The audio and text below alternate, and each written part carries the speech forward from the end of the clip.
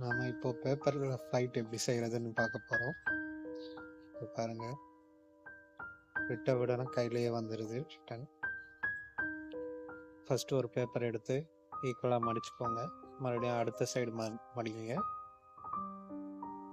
அதோட நடு பக்கத்தை எடுத்து மடிச்சுக்கிட்டு திருப்பி மறுபடியும் கார்னரில் மடிச்சுக்கோங்க.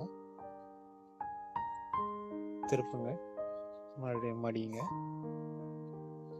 இதுக்கு நடுவில் இருக்கிறத மடிச்சுக்கோங்க.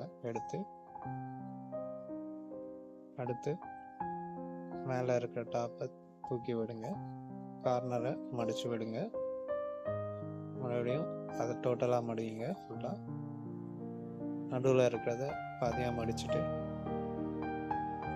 மறுபடியும் மடித்ததை திருப்பி மடிங்க.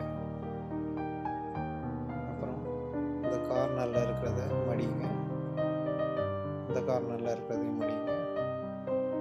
பின்னாடி பார்த்தீங்கன்னா கொஞ்சம் இருக்கும், அது உள்ளேருந்து வெளியே எடுத்து வச்சுக்கணும். அந்த கார்னரில் லைட்டாக சும்மா